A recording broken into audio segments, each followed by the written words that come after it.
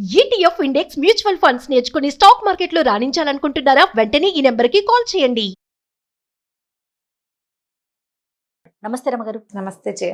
రమగారు, చందమామ కథలు చెప్పుకొని చాలా రోజులు అవుతుందండి. ఏదైనా ఒక మంచి కథ. మనం సిరీస్లు చెప్పుకుంటున్నాం కదా, చందమామల కథల్లో నుంచి కూడా ఒక సిరీస్ ఏదైనా సెలెక్ట్ చేసుకుని చెప్పుకుందాం ఈసారి. తప్పకుండా. చిన్న చందమామ కథ ఒకటి చెప్దాం. మామూలుగా మనకి కోపిష్టి వాళ్ళు ఉంటారు, ఎంత ఎక్స్టెంట్కి వెళ్ళిపోతారో వాళ్ళు. ఆ పోతే పో, వెళ్తే వెళ్ళిపో, నేను సంబంధం అలా మాట్లాడేస్తారు కోపం వచ్చినప్పుడు. తర్వాత రిపెంట్ అవుతారా అవరా అని నాకు ఎప్పుడు డౌట్ వస్తుంటుంది. పోతే పోతారు, అయ్యో పిల్లాడు బయటికి వెళ్ళిపోతాడు, ఆ పోతే పోతాడు, నాకేం సంబంధం. అదే నీకేం సంబంధం ఎందుకు ఉండదు, నీ పిల్లాడితో నీకు సంబంధం ఉండదు, వాడే వస్తాడనో ఏదో ఉంటుంది వాళ్ళకి నమ్మకం. నేను ఒక కథ చదివాను, చందమామ కథ, అది ఎప్పుడు తలుచుకుంటూ ఉంటాను అనమాట నేను. కోపిష్టి భర్త. భలే ఉందండి టైటిల్. ఒక ఊళ్ళో ఒక గోపాలుడు అని ఒక కుర్రాడు ఉన్నాడు, పరమ ధూర్తుడు, అమిత కోపిష్టివాడు. పెద్దగా అమ్మా నాన్న ఎవరు లేరు, ఏదో 1-2 ఎకరాల పొలం ఉంది, ఏదో సేద్యం చేసుకునేవాడు. వాడికి పెళ్లి చేశారు చుట్టాలు పక్కాలు కలిసి. ఆ పెళ్లి కూతురు పేరు కమల. అమ్మాయి మంచి పనిమంతురాలు, చక్కగా పనిచేసేది. కానీ వీడికి అన్నిటికీ కోపం వచ్చేది. మాట్లాడితే దుర్భాషలాడి తిట్టేవాడు, ఏదో ఒకటి అంటాడు. ఎంత పని చేసినా మెప్పు లేదు. కోపం వచ్చిందో వాడు ఏదో, ఎందుకు కోపం వస్తుందో తెలీదు, కోపం వచ్చాకపోదు, నోటికి ఏదో ఒకటి అంటాడు. మామూలుగా కోపం వచ్చిన వాళ్ళు ఏం చేస్తారు, జనరల్గా అరుస్తారు, విసిరేస్తారు. మల్లాది వెంకటకృష్ణమూర్తి గారు రాసిన ఒక కథలో కోపం వస్తే ఆయన అన్నం ఎక్కువ తినేస్తాడు.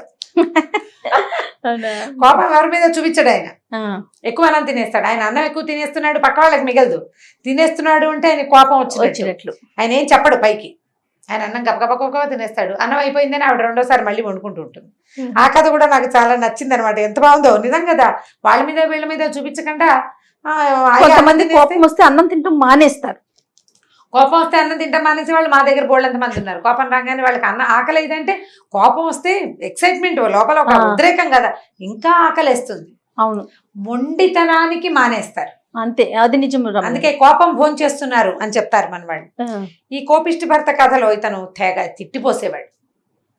ఆ అమ్మాయి ఏడ్చేది, ఏమిటి ఇట్లా ఎంత తిడతావు, ఎంత పని చేసినా నీకు మెప్పు లేదు, పో అంటే బయటికి పోతాను కదా, ఎప్పుడు ఇట్లా తిడుతూ ఉంటే ఎవరి వల్ల అవుతుంది అని అంటూ ఉండేది. ఒకరోజు ఎప్పుడు ఆ అమ్మాయి ఈ మాట అనంగానే మొగుడు అన్నాడు, పో ఎక్కడికి పోతావు, అయితే వెళ్ళిపో, మా ఇంట్లో ఉండక్కర్లేదు నువ్వు అన్నాడు. ఠకీమని చీపురు అక్కడ పడేసి నడిచి వెళ్ళిపోయింది బయటికి. అంత విరక్తి పుట్టించేసాడు అనమాట. ఆ ఎక్స్టెంట్కి తీసుకురాకూడదు కదా, వెళ్ళిపోయింది బయటికి. వెళ్ళిపోయింది. ఇతనే అనుకున్నాడు, ఏ పక్కింటాను వెనకింటాను కూర్చుంటుంది, కాసేపు అయ్యాక వస్తుంది అనుకున్నాడు. చూశాడు, రాల. చీకటి పడింది, రాల. అయ్యో బాబు ఏదో అయింది అనుకున్నాడు. సరే ఏం చేశాడు, వాళ్ళ మేనమావల ఇంటికి వెళ్ళాడు. మేనమావల ఇంటి పక్క ఊళ్ళు. ఏమనుకున్నాడు, కోపం వచ్చి వాళ్ళ మేనమావల ఇంటికి వెళ్ళిపోయి ఉంటుందని ఊహించాడు. ఆ మేనమావలు పాపం, ఇది అమ్మాయికి అమ్మ నాన్న లేరు, ఆ మేనమావలు రాచి రంపాన పెట్టేవారట దాన్ని చిన్నప్పుడు. ఓహో, అమ్మాయి పెళ్ళయింది బతికిపోనానరా దేవుడా అని మొగుడు దగ్గరికి వస్తే వీడేమో ఇలా తిట్టిపోసి కాల్చుకు తింటాడు. వాళ్ళ ఇంటికి కూడా వెళ్ళాల. వాళ్ళు ఏమన్నారు, అదే అబ్బాయి పర్వాలేదు అమ్మా, ఇక్కడికి వస్తే మేము పంపిస్తానులే అన్నారు. సరే మర్నాడు ఆ దారిలోంచి అతను తిరిగి వస్తుంటే ఒక బండి రాములని వాళ్ళ ఊళ్ళో బండివాడు ఉన్నాడు. ఆ బండివాడు అన్నాడు, మీ ఆవిడ ఫలానా ఇంత ఈ రంగు చీర కట్టుకుని ఇంత ఉంటుంది అమ్మాయి అయినా, నేను రామాపురంలో దింపాను అమ్మాయిని అని చెప్పాడు. బండి వెళ్తుంటే అడిగింది, ఎక్కడికి వెళ్తున్నావు అన్నాని, రామాపురం వెళ్తున్నానన్నాను, బండి ఎక్కించుకున్నాను, రామాపురంలో ఎవరింటికి వెళ్తావని అడిగాను, ఎక్కడో చోట దింపు, నా దారి నేను వెళ్తానంది, అక్కడెక్కడో మధ్యలో దింపాను, అమ్మాయి దగ్గర బట్టలు లేవు, డబ్బులు లేవు, ఏమీ లేవు, ఒట్టి చేతులతోటే వచ్చింది, ఫోన్లే ఆడకూతురని అక్కడ దింపేశాను అన్నాడు. అక్కడి నుంచి ఎవరింటికి వెళ్ళిందో వాడికి తెలియదు. వీడేమనుకున్నాడు, రామాపురం ఎలా వెళ్ళాలి అని దారి ఏదో చూపించాడు. ఏమనుకున్నాడు, ఈ దారి అయితే బోల్డు దూరం అవుతుంది, బండి వాడే 4 గంటలు 5 గంటలు వెళ్తే తను నడిస్తే ఎప్పటికి వెళ్తాడు. అందుకని ఏమనుకున్నాడంటే చుట్టుదారి ఏదో ఒక చిన్న దారి ఉంది, ఆ దారిలో వెళ్దామని అడవికి అడ్డం పడి నడవడం మొదలుపెట్టాడు. చీకటి పడిపోయింది. ఏం చేస్తాడు, ఆకలి మండిపోతోంది ఓ పక్కన లోపల. ఈ పెళ్ళాం ఎక్కడికి వెళ్ళిపోయిందో తెలియదు, దాని మీద పిచ్చి కోపంగా ఉంది, ఏం చేయాలో తెలియట్లేదు. తన కోపం వల్లే అమ్మాయి వెళ్ళిపోయిందని వాడికి అర్థం కాలేదు. కానీ ఇప్పుడు భార్య లేకపోతే ఎట్లా, చుట్టుపక్కల వాళ్ళందరూ తిట్టారు. చక్క బుద్ధిమంతురాలు పెళ్ళం చక్క దొరికితే దాంతోపాటు ఉండకుండా ఇలా చేసావు, నువ్వేదో తిట్టావు అందుకే వెళ్ళిపోయిందని అందరూ అతన్ని తిట్టారు. మేనమామలు కూడా అడిగారు, ఏమన్నావు, ఎందుకు వెళ్ళిపోయిందంటే ఏమన్నాను, అన్నిటికీ రోజు అదే అంటాను నేను. ఊ అంటే ఊ అన్నావంటాను, ఆ అంటే ఆ అన్నావంటాను. ఉప్పు తక్కువైతే ఉప్పు తక్కువైపోయింది, కాస్త తక్కువైతే ఏమవుతుంది? నీకు అది రాదా ఇది రాదా, నీకు బుద్ధి లేదా జ్ఞానం లేదా, ఇలా పెంచారు అలా ఏమిటి, ఇలాగే కదా అందరూ మాట్లాడతారు. ఇది ఏం చేయాలో తెలియలేదు. సరే ఈ అడవిలో ఓ పక్కన కూర్చున్నట్టు మూల ఒక అలా ముందుకెళ్తుంటే ఏదో కాస్త ఖాళీగా ఉంది, తెరిపిగా కూర్చునేసరికల్లా ఆ దారిలో ఒక చిన్న గుహ లాంటిది ఉంది. కొంతమంది బందిపోటు దొంగలు ఆ గుహలో తలదాచుకుంటారు. ఆ దొంగల్లో కొంతమంది అటువైపు వచ్చారు, వీడిని చూసి హడిలిపోయారు. ఎవరు నువ్వు అని అడిగారు. నేను దారి తప్పాను, రామాపురం వెళ్ళడానికి బయలుదేరాను, రామాపురం వెళ్ళాలని. రామాపురం దారి ఇటు కాదే అని అడిగారు వాళ్ళు. ఏమి ఇది కాదా దారి, ఇది కూడా దారి అని అనుకుని వచ్చాను అన్నాడు. వీడు దురుసైన స్వభావం, మాట విసురుగా చెప్పాడు. చెప్పేసరికల్లా రామాపురంలో ఎవరింటికి అన్నారు. ఏమో ఎవరింటికో తెలియదు, ఎవరో ఒకళ్ళ ఇంటికి, నా భార్యను వెతుక్కోవడానికి వెళ్తున్నాను అన్నారు. భార్యను వెతుక్కోవడానికి రామాపురం వెళ్ళాలి అంటే, రామాపురంలో మీ అత్తారున్నారా? కాదు.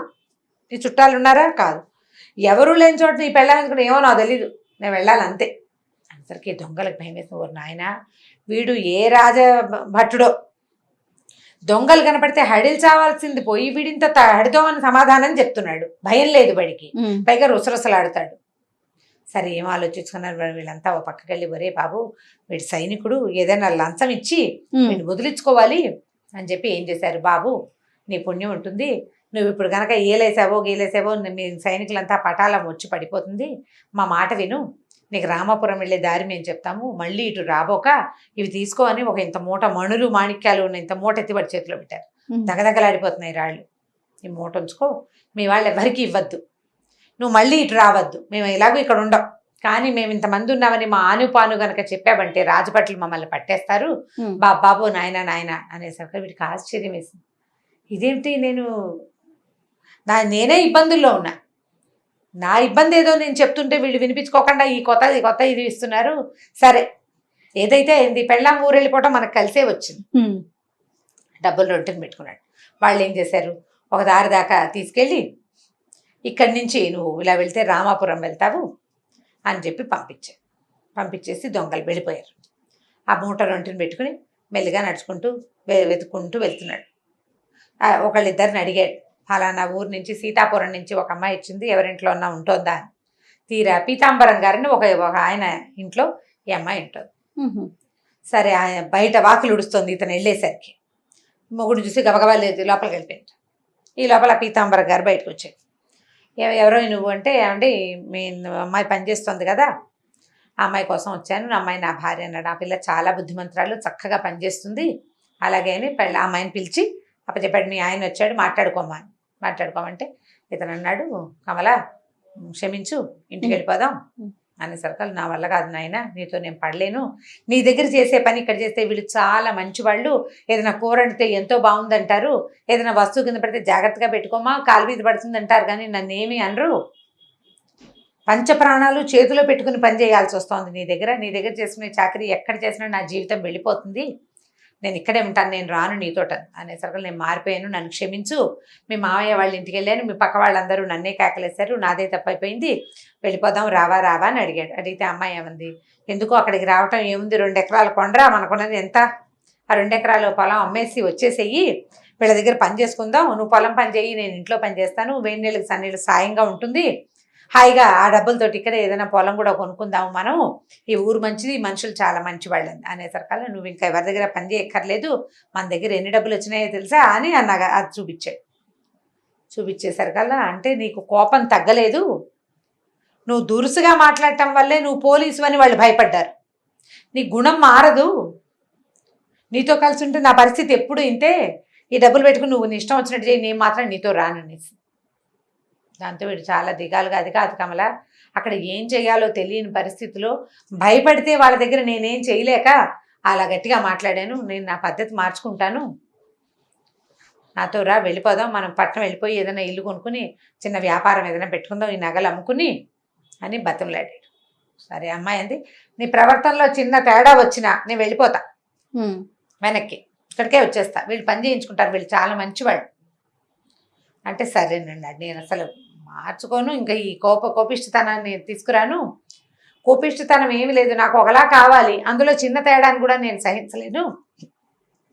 4 రోజులుగా నువ్వు లేకపోతే అన్నం వండుకు తింటాం కూడా నా వల్ల కాలేదు. అప్పుడు తెలిసి వచ్చింది. అప్పుడు నాకు తెలిసి వచ్చింది, నాకు కూడా తెలిసింది, ఒక తోడుగా ఒక వ్యక్తి ఉంటే దాన్ని చెడగొట్టుకోకూడదని నాకు అర్థమైంది. నేను ఇంకెప్పుడు అట్లా చేయనని బాగా బతిమలాడి ఒప్పించుకున్నాడు.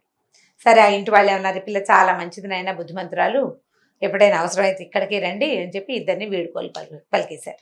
ఇతను భార్యను తీసుకుని, ఆ గోపాలం ఈ కమలను తీసుకుని సిటీకి వెళ్ళిపోయాడు. ఓ ఇల్లు కొనుక్కుని ఓ చిన్న వ్యాపారం పెట్టుకుని భార్య భర్త చక్కగా పిల్లల్ని కానీ పెంచుకుని స్థిమితంగా ఉన్నారు. ఇంకా అతను ఎప్పుడూ ఈ కోపంగా ప్రవర్తించకుండానే ఉన్నాడు, శాంతాన్ని అలవరుచుకున్నాడు అనమాట. కథ కంచికి మనం ఇంటికి. బాగుంది రమ్మగారు. కానీ మనం నిజ జీవితంలో కూడా చూస్తూ ఉంటామండి, అలా తొందరగా కోపం తెచ్చేసుకుంటారు కొంత చిన్న చిన్న విషయాలకి, మళ్ళీ వెంటనే తగ్గుతారు అనుకుంటా బహుశా.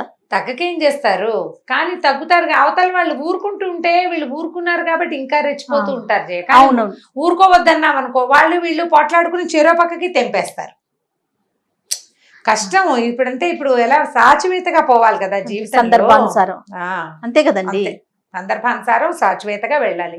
పొట్లాడుకుంటే ఏమవుతుంది, పైగా కోపం అవతల వాళ్ళు పడుతున్నారని నీకు నోటుకొచ్చిన మాటలు అంటూ ఉంటే ఎలా కుదురుతుంది? అన్నిసార్లు పడలేరు కదా. అన్నిసార్లు పడరు, అన్నిసార్లు సమయం నీకు అనుకూలంగా ఉండదు. అప్పుడప్పుడు వాళ్ళ చేతులకు కూడా వెళ్ళిపోతూ ఉంటుంది. అంతంత కోపాలు ఉండకూడదు మరి. కోపాన్ని తగ్గించుకోవాలి. అదే. రైట్ రామ్ గారు, నమస్తే. నమస్తే.